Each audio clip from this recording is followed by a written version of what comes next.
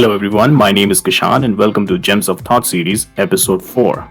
Today's video is about explaining 3 common fallacies or faulty logics because of which we may sometimes tend to dismiss CAPA or deviation when in reality there may be an actual need to raise a CAPA or a deviation for that particular issue.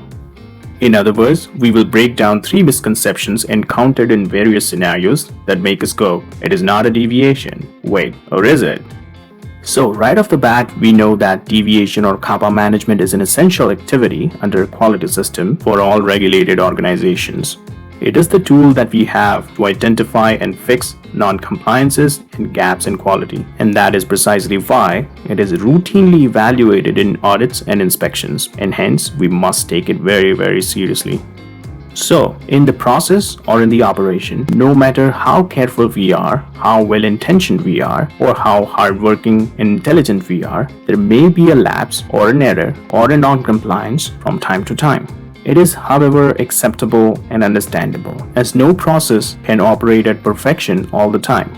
However, what is not acceptable is to not acknowledge, dismiss, or neglect or underestimate the need for deviation and corrective and preventive actions and any other investigation necessary in the wake of an issue. And that is what happens unintentionally or intentionally at times. We tend to dismiss the need for a laborious deviation or CAPA management process because of faulty logics that tend to tell us that there is actually no deviation. So what are those 3 traps that I've been talking about? Let's review them one by one. Sometimes when we have lapses or issues where a particular activity was not done, we may feel that it is not a deviation because it is not a procedural requirement in our quality system. So we feel as if we never agreed to doing something a particular way and hence we cannot be held responsible for not doing it. Nevertheless, we may still have deviated, and that is because there are 2 types of deviations. One are from the procedures that you have established in your company as part of the quality management system, and the second is the legislative or regulatory requirement.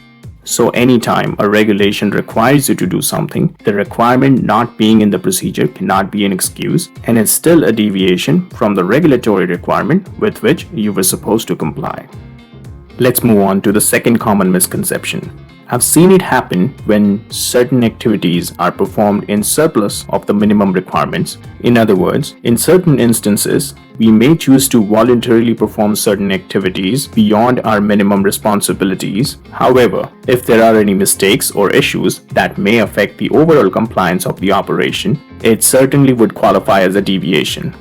The justification that I was not required to do that, but I still chose to do that out of my goodwill, and hence I cannot be penalized for a mistake or an issue, does not really bode well. So certainly claim your brownie points of having done something extra by going above and beyond when you have done it right and in compliance. Let's review the third and final misconception.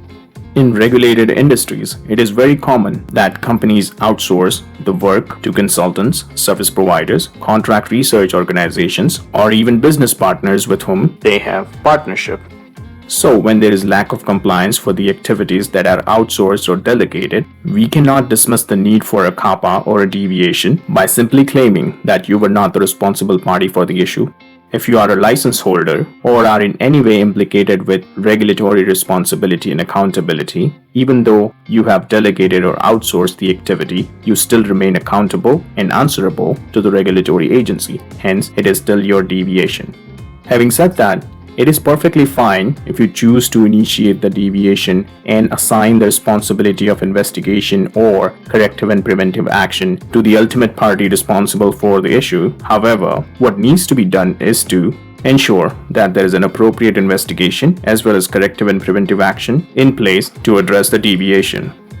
So, these were just the 3 misconceptions because of which we may feel like dismissing the need for a CAPA, but we shouldn't. Anytime the need for a deviation management or CAPA management needs to be dismissed or avoided, we must ensure that we have an objective and working rationale to support it. And it shouldn't be based on any faulty logic such as these 3. Well, I hope you have found this content useful. Stay tuned for more, and as always, thank you very much for watching.